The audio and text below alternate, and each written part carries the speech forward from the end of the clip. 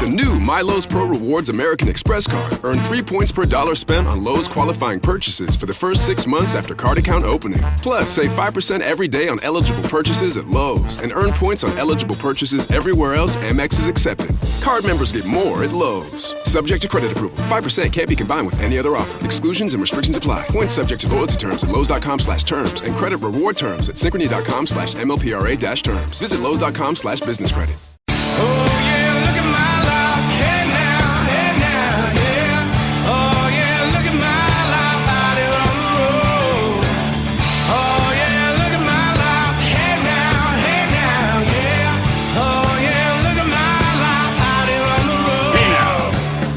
Hey now! Hi, friends. Hope you had a great weekend. Welcome to June 2026. I'm ready to go with a whole week of Scott Fox After 9, and this week is going to be good. There's a lot of stuff going on.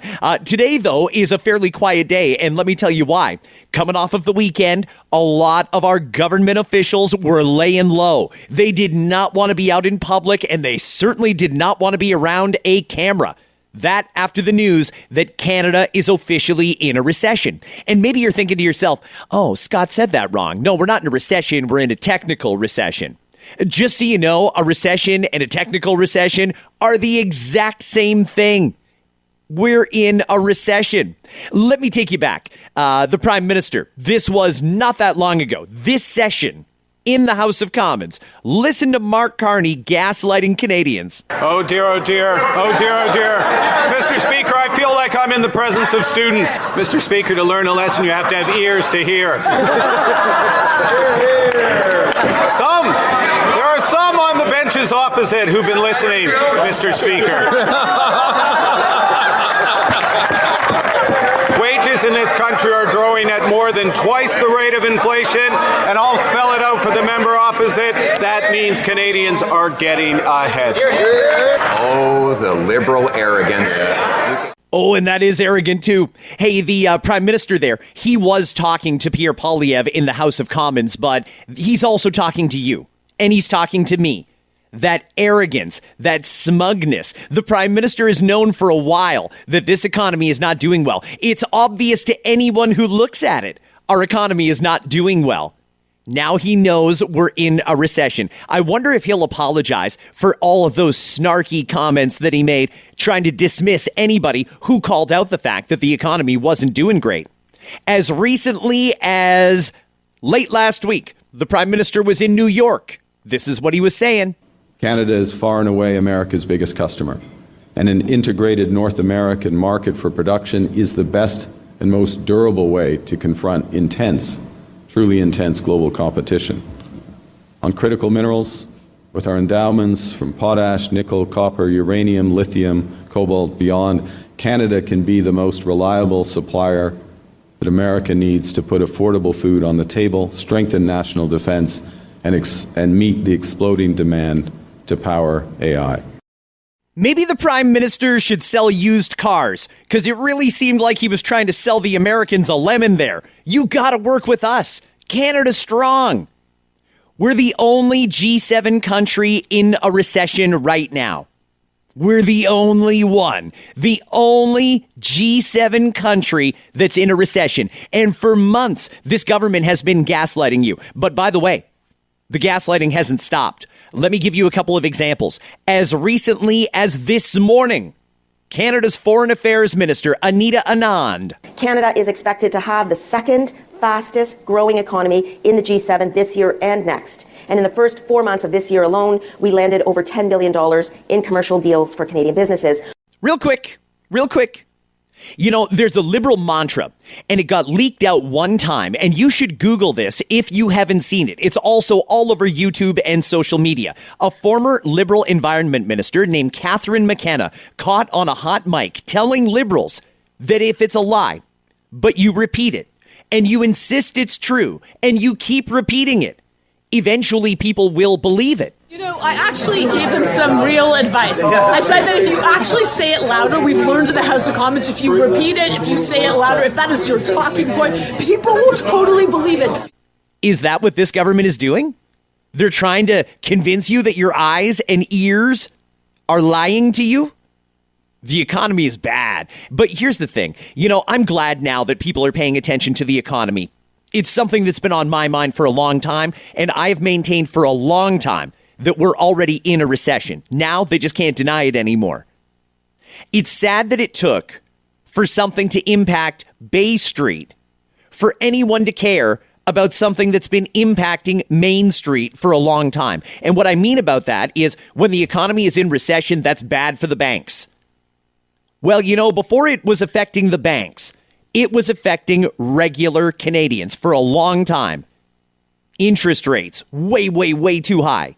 People are losing their jobs left, right, and center. There's a lot of reasons that the middle class has been under financial stress. Inflation. Holy cow. Regular people have been dealing with a recessionary economy for a long time. The difference now is, now it's affecting the banks, so now they're going to take it seriously.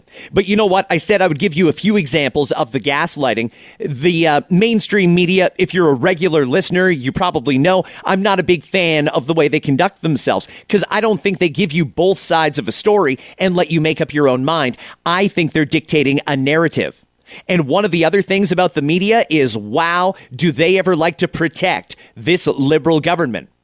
So let me give you a couple of examples of what was on the mainstream media news over the weekend. This was on the CBC. Listen to their expert talking about Canada's recession. This is small, according to Stats Canada, but it is present, and it's not anything that economists wanted to see. 2 consecutive quarters is what we call a technical recession, when the economy shrinks, when there's a contraction in economic growth for 6 months consecutively, really.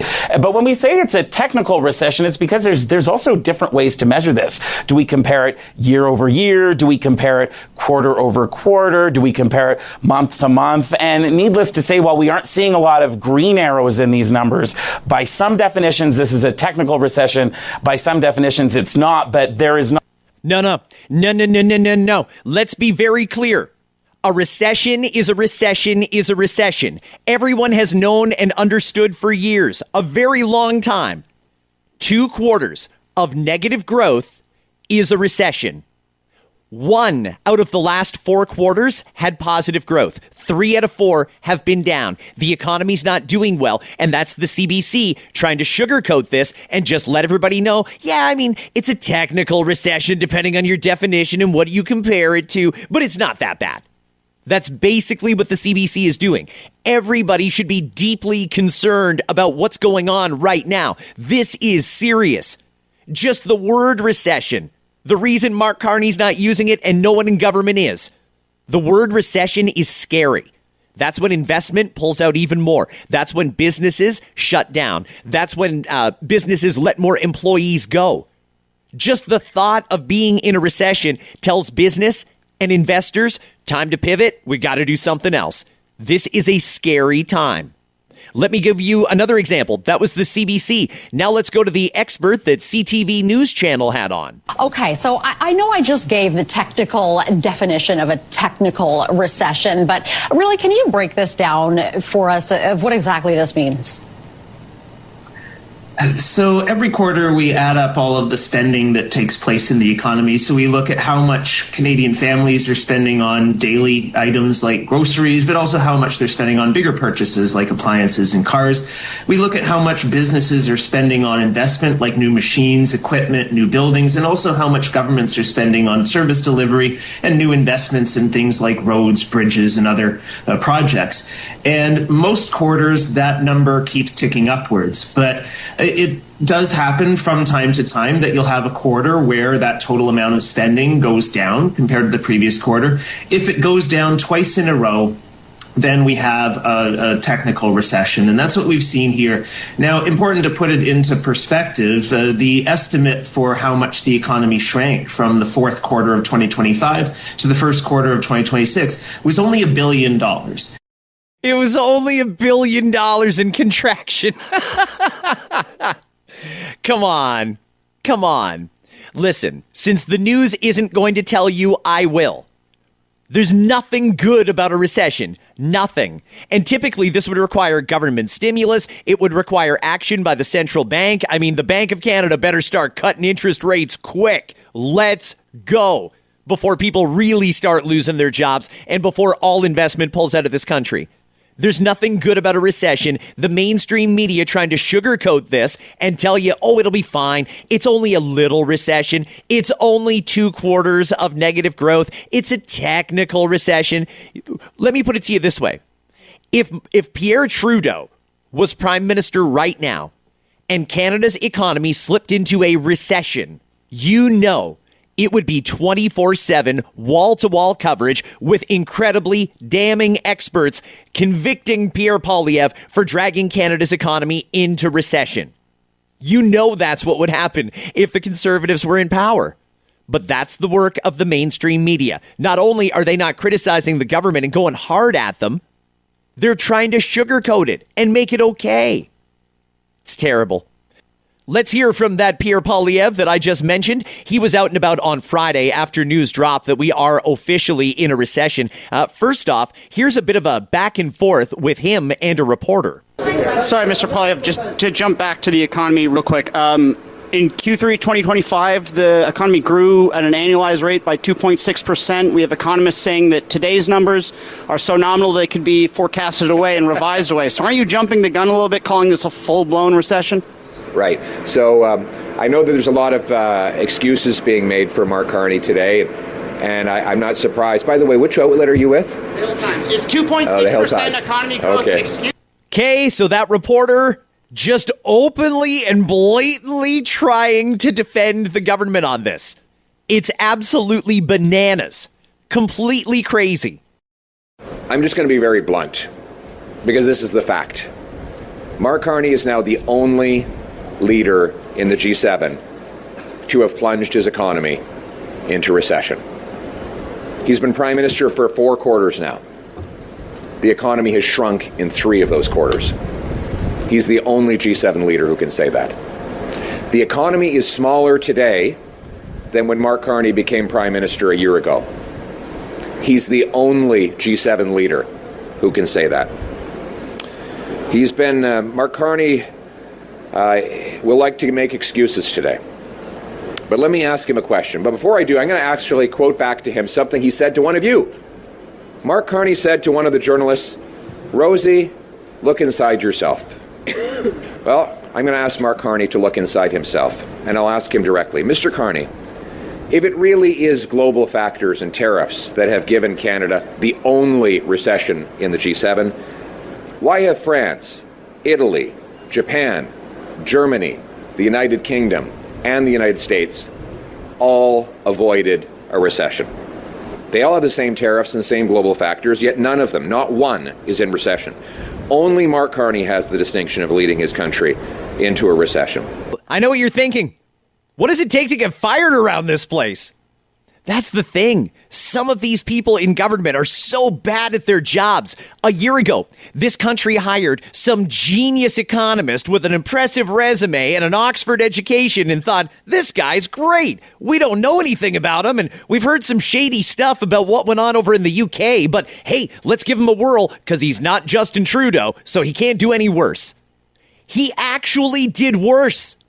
We have a worse economy now than when he took over. It actually got worse. This is the genius economist that we hired to run our country. Now we're in a recession.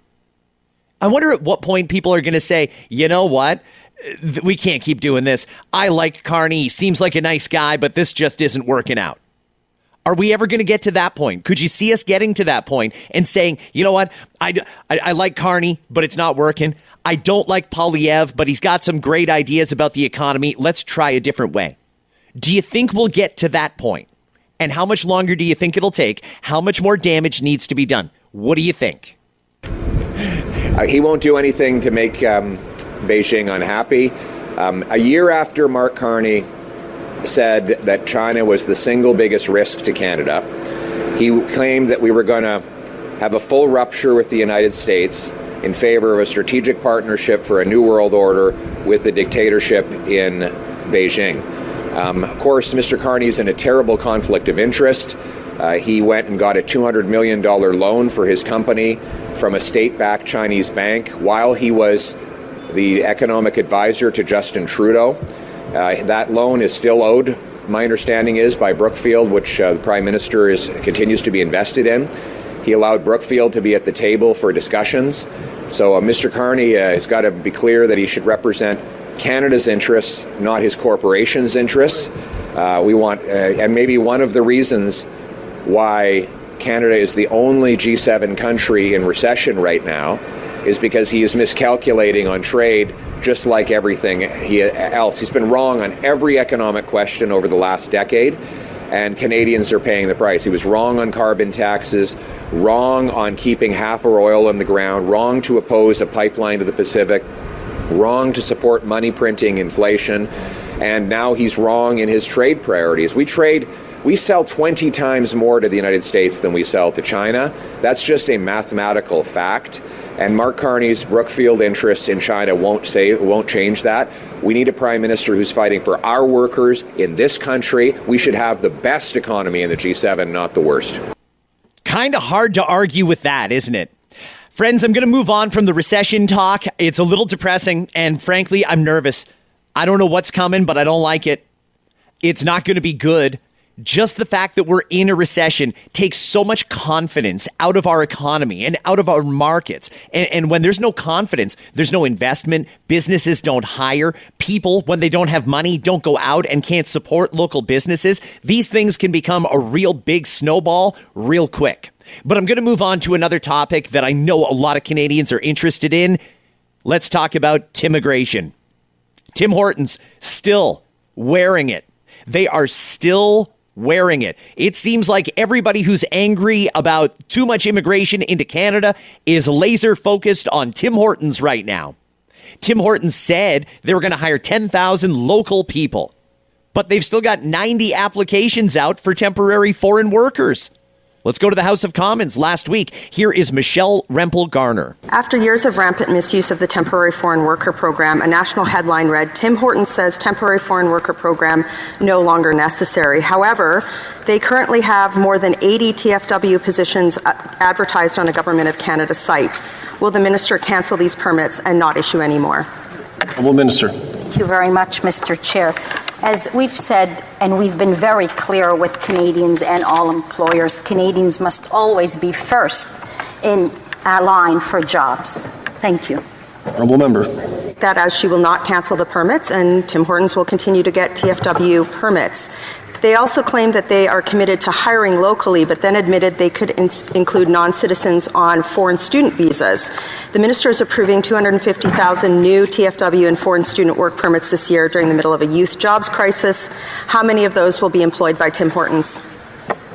Honourable Minister. Thank you, Mr. Chair. We have very strict rules for employers that are looking to hire temporary foreign workers. It was this government that has tightened the rules as well to ensure that it is a last resort. I mean, they're just straight up lying. They're just straight up lying. The government didn't tighten the rules. They made it a lot easier to come here. They made it a lot easier for companies to hire temporary foreign workers. That's why there's so many of them here. This government says they're going to stand up for Canadian workers. Prove it. How did Tim Hortons get approved for any temporary foreign workers? How did they get approved for a single one of them? Because keep in mind, to even apply, you have to claim there's no Canadian that wants the job. If that's the case, and what do we believe? Tim Hortons couldn't find a single Canadian? Okay, well, that's how they put the application in, and the government approved it. They approved it. Don't place all your hate on Tim Hortons here, and I'm not defending them in any way. But as bad as it was in your mind that they applied for this, the government still approved it. Is it incompetence? Negligence? You tell me. Let me go to Ontario politics for just a sec. I'm real happy about what's going on in Ontario. I was really hoping that by the time we got to the next election, we would have some new faces that are going to be running for a seat at Queen's Park. And it looks like there's a new candidate for the Ontario Liberal Party, someone that I happen to like a lot, Rob Serjanik. You know, I'm not a Liberal, and I likely will not vote Liberal.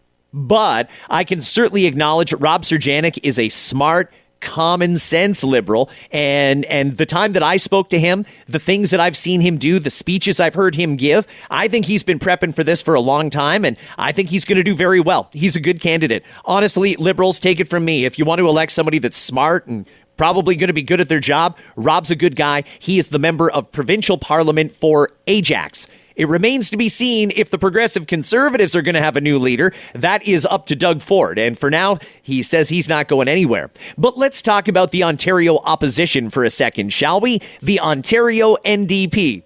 They had 4 MPPs out doing a news conference late last week. I'm going to play this for you. It's 41 seconds long, and there's one word that's missing from this 41 seconds. It's not missing. It wasn't said.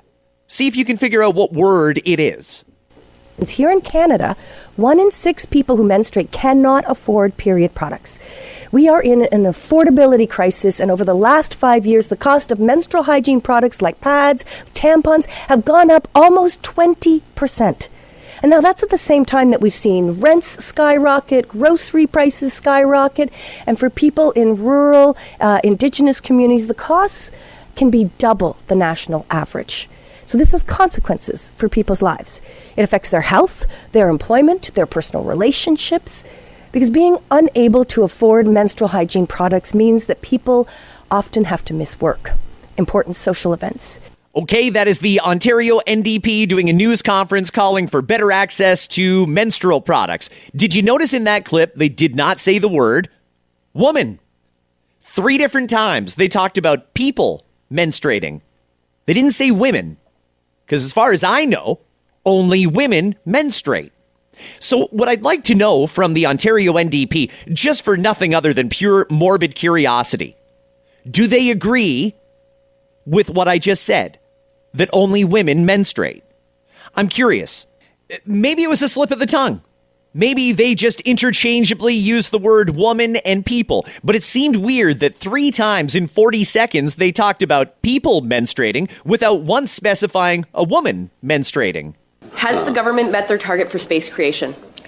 Some provinces have yes done or no? better than others in terms of space creation. So the answer and in is fact, no. we are working on the next round of plans with provinces and territories to make sure that they reach those commitments. But so far, the answer is no. What I would say is we're seeing different accomplishments across the country, and some provinces have met Which provinces have met their space targets? Let me just look at my chart here. Nova Scotia is very close to their space target. Prince Edward Island has, Quebec has increased, has actually, That one's crazy, isn't it? That was Layla Goodridge. She is the member of parliament for Fort McMurray, Cold Lake, Alberta. She was questioning Patty Hajdu, another Liberal minister. And the question was simple. Back in 2021, the Liberals promised you 250,000 new childcare spaces by 2026, backed by $30 billion in spending. Minister Hajdu. Has the government met their target for space creation? Some provinces have yes done or no? better than others in terms of space creation. So the answer and in is fact, no. we are working on the next round of plans with provinces and territories to make sure that they reach those commitments.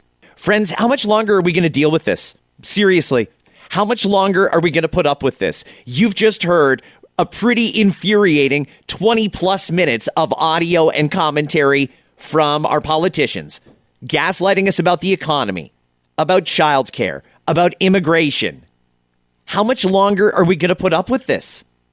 That's my time for today. Real quick one. Mondays are probably going to be a little quicker, especially in the summertime when the house isn't sitting. But I'm anticipating big stuff for later on this week. If you want more Scott Fox After 9 and there's an episode you haven't heard yet, go back and check that out. I will have a brand new episode coming your way in less than 24 hours. And I'll leave you with the sounds of Pat James and the whole truth. Hey now.